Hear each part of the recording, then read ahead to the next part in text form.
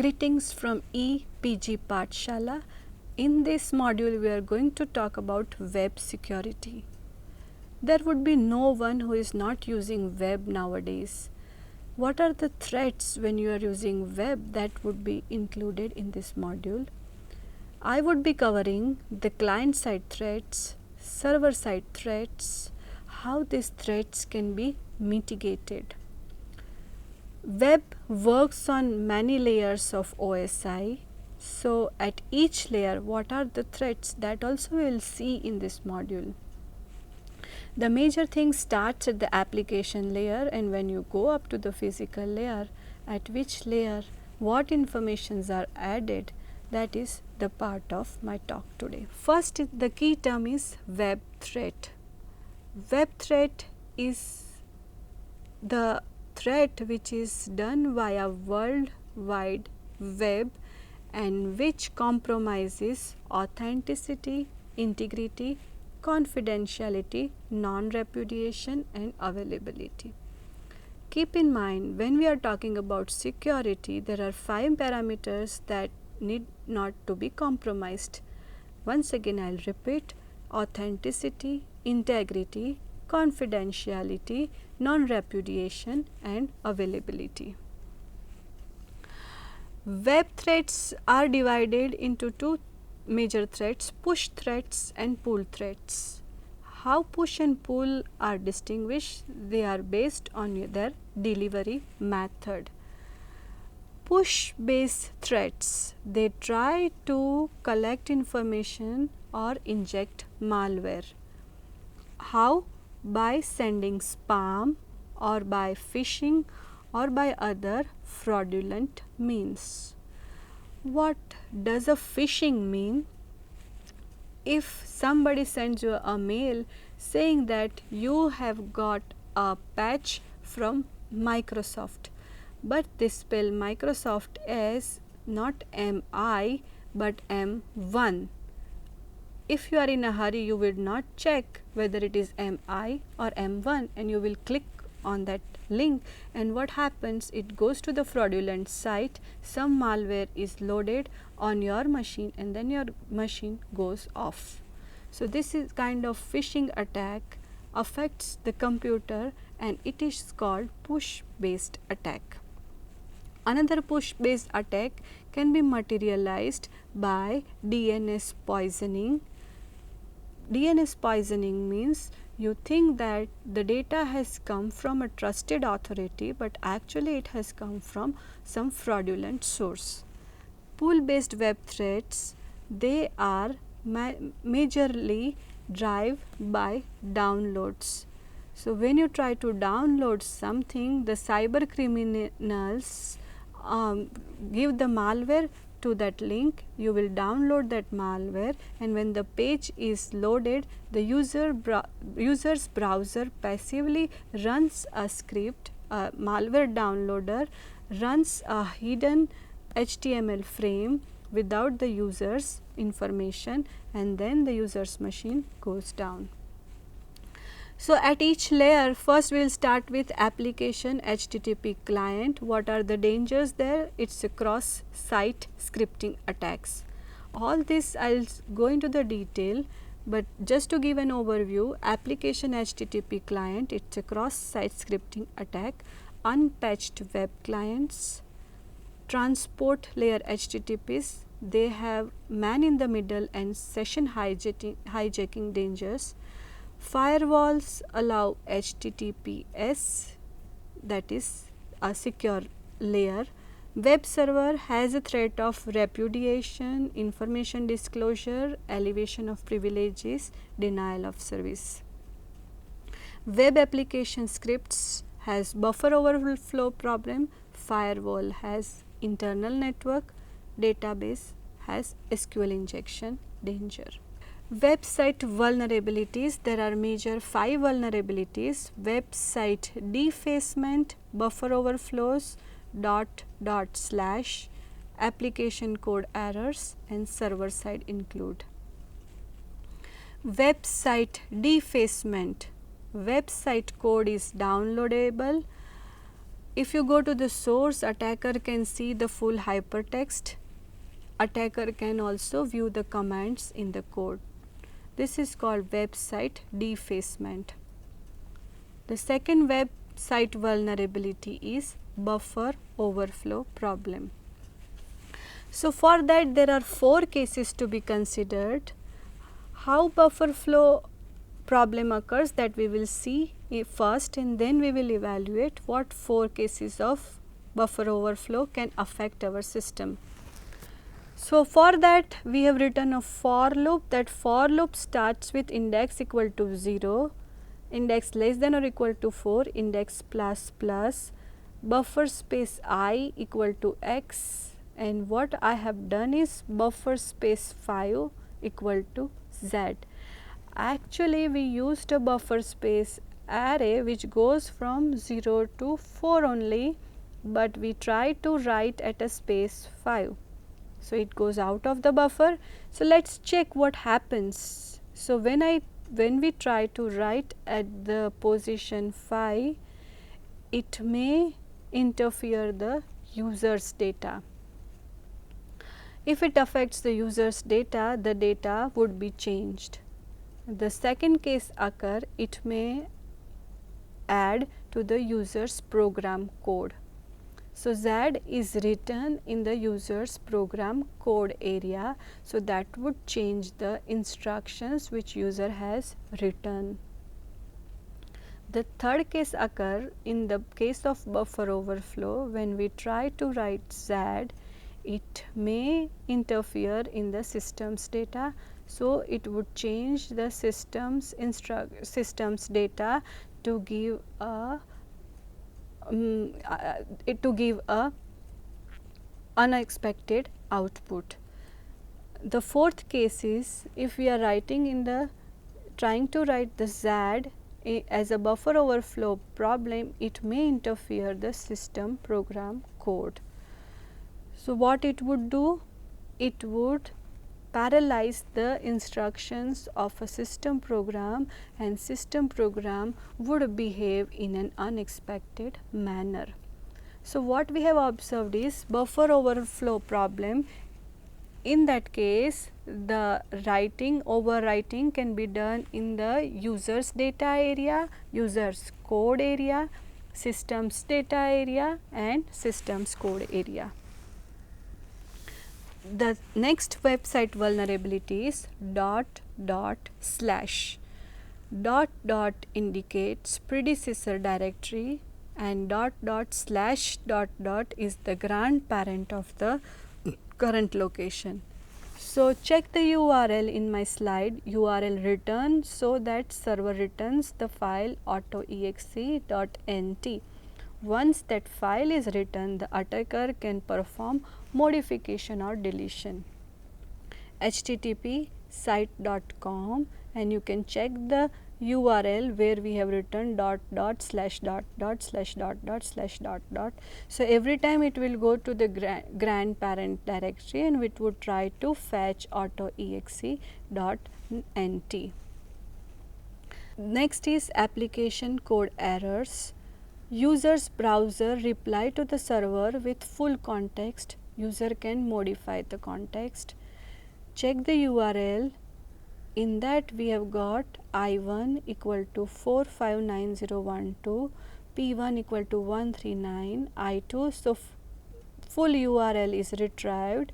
What an attacker will do, for the P1 139, it can change to 199, or it may change 1199 with 1399. So now 2 books only cost 398 instead of 2598. Server side include, it says this type of code opens a telnet session saying that exec command is equal to user bin telnet, and it is supposed to be the comment, but now this type of code opens a telnet session, and attacker may execute commands such as chmod. Chmod command can change the permissions on the remote machine. Next is we are talking about client level threads. There are two types of threads: cross-site scripting and unpatched web client. Cross-site scripting attack, where attacker is trying to inject HTML data into web content. Attacker is trying to trick the user into visiting the XSS vulnerable site. Now this injected HTML data executes on the user's browser and again invokes an unexpected behavior. The second client level threat, as we talked, is unpatched web client, patching desktop software like web browsers so that security requirements are met. We will take an example of cross-site scripting, where I would be showing a simple JSP page in which we have written a Java code inside the HTML. It starts with HTML tag, body, a simple text called hello, and then we have added a scripting saying that out.println welcome.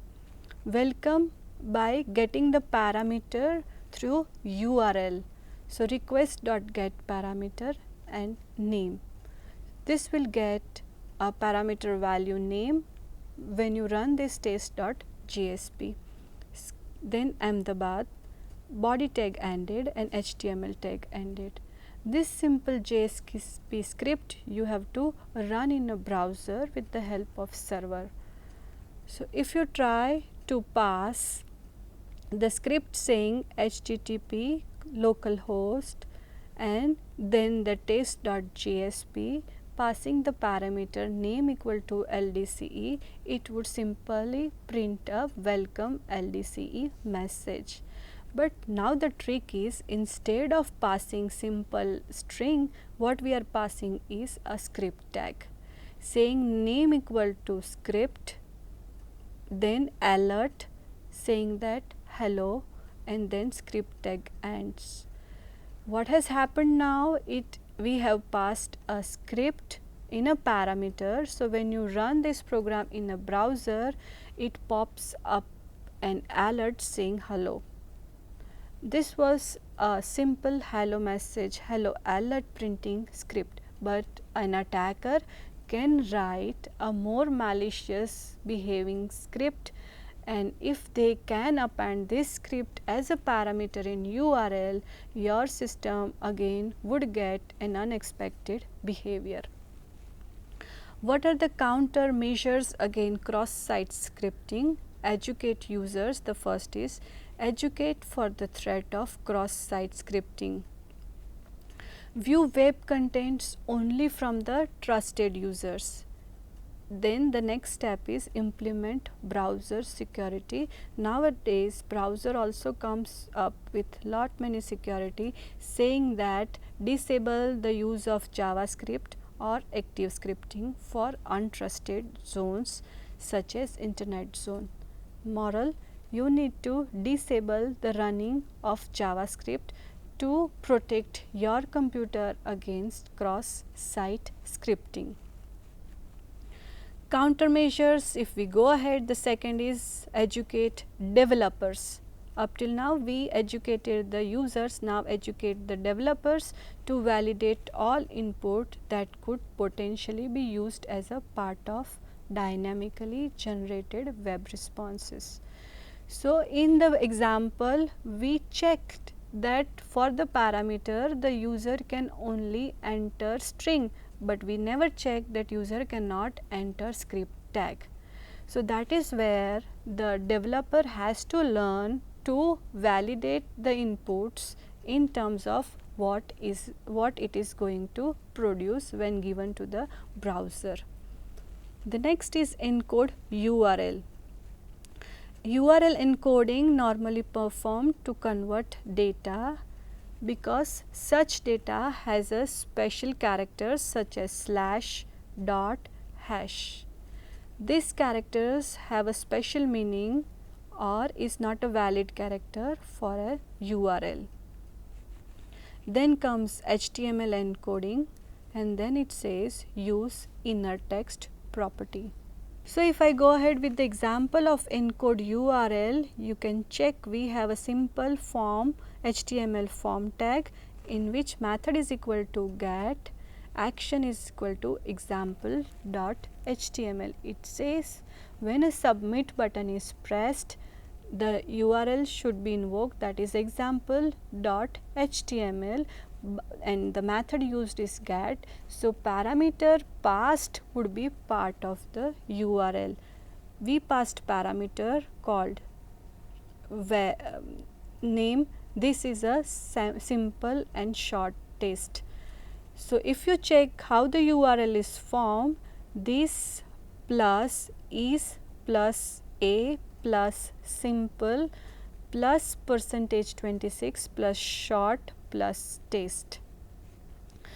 Observation is all spaces are replaced by plus and ampersand is replaced by %26. This is called URL encoding. When I talked about countermeasures, I also talked of HTML encoding. Now, what is HTML encoding? So, if you observe a simple HTML code, what we have is angle bracket HTML, then closing angle bracket body, and then closing angle bracket hello, then the corresponding tags are close /body and /HTML. So, instead of angle bracket in the encoded HTML, we are going to write ampersand LT semicolon, HTML ampersand GT यानी greater than sign and semicolon. In the body tag also, instead of angle bracket, we have written ampersand LT semicolon body ampersand GT semicolon. This type of encoding helps to protect from attacker who attempt to view code while the code is passing. Then for the countermeasures, I focused on inner text property. So HTMLs have two properties, inner text and inner HTML. The suggestion is use inner text property instead of inner HTML. Inner text property renders content safe and unexecutable. Inner HTML property is used to programmatically modify the contents within the opening and closing tags of the HTML server. An inner text property automatically encodes the special characters to and from HTML entities.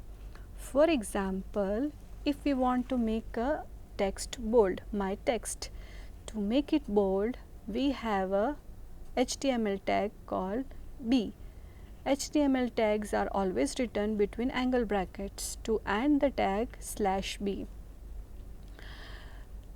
Angle brackets will not be recognized by browser if you are using inner HTML, but in case of inner text, it will be encoded as starting angle bracket as ampersand LT and semicolon and closing angle bracket as ampersand GT and semicolon respectively, and they are decoded by the browser later on at the time of display. Now we have seen client side threads, we will look at the server side threads. Web server threads, the first is repudiation. Repudiation yani we cannot deny the fact that this activities occurred on server. For that, log all activities to determine how the attacker intruded in the system. The second is information disclosure, server header exposure and directory browsing. Third is elevation of privileges, in which unpatched web servers, unknown vulnerabilities, non-essential services and canonicalization attacks are taken care of. The term is new for you is canonicalization attacks. So, once again look at the URL how it is formed, http test site /cmd %252 exe. What can we make out of this URL? Cape dot is replaced by %252e. If the security is on non-canonicalization forms of input data, attackers might be able to bypass some security features. So, what is canonicalization attack? Clear. Then comes denial of service attack, where an attacker tries to attack on the system in such a way that the victim system is not able to reply. When I talked about web server threats, I talked about information disclosure. The first disclosure is all about server header exposure. If you know Telnet, what does a Telnet do? It tries to connect to the remote machine. So, Telnet needs to be given two parameters, the address of the remote machine and the port to which you want to connect. So, we will try to run a command saying telnet www.ldc.edu and the port number is 80. Then we will write head/http/1.0 saying that reply me the HTTP header for the version 1. So, what it replies? 400, saying that bad request, but it still replies that content type is text/HTML, date and connection close, and content length retrieved for this header response is 34. So, if connection would have been open, you could have logged in into the system. So, this is how you can gain the information about the remote machine. Information disclosure, if we go ahead, the next point was directory browsing. Directory browsing is all about using a web browser, try to load a website or virtual directory. Directory browsing is enabled or disabled, that we need to check. So, navigate to some directory saying http test site and test home. Check the response. How a server behaves if that particular directory is not there, it would list all the directories in the default directory. So, all the names would be revealed, okay, what this directory contains if the given path is not available. Now comes threats in active or mobile code. What is active and mobile code? It is a code that is pushed to the client for execution. So, there are 4 cookies, scripts, AutoExes by type and bots. Bots are the pieces of malicious code which can be controlled remotely. Network of bots is called botnet. The problem is of privacy on web. A user can visit websites, send messages or feedbacks, interact on web without revealing its identity, which is called anonymity. Cookies, adware, spy bots, malicious code can trap the identity. So, let us check how cookies, adware, spy bots and malicious code can trap the identity. Let us see how the online environment works.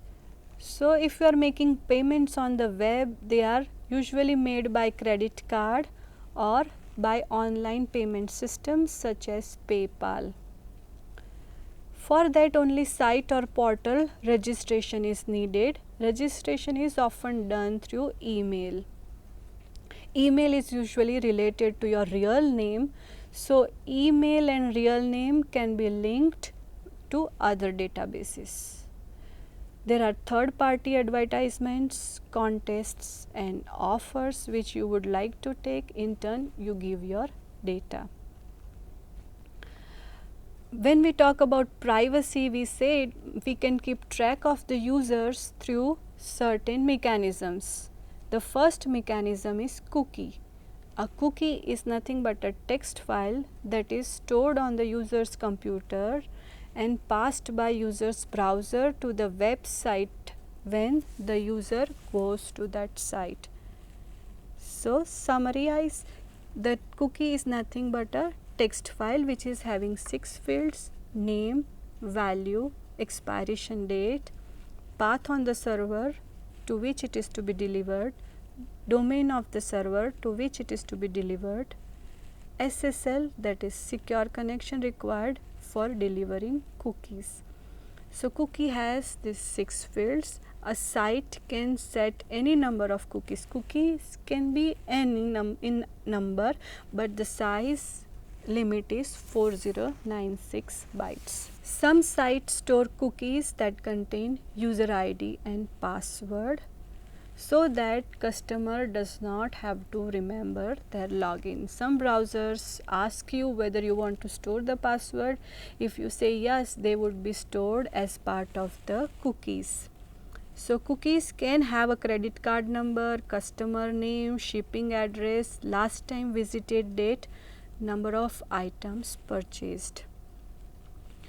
If you have stored sensitive data as a part of cookie, it is in a plain text form, and attacker can easily read it and use the information.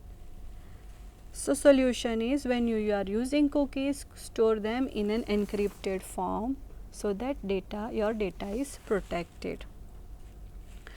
Once again, if we want to monitor the user's activity, we can do it by third party cookies. These cookies are stored for organization other than web page owner.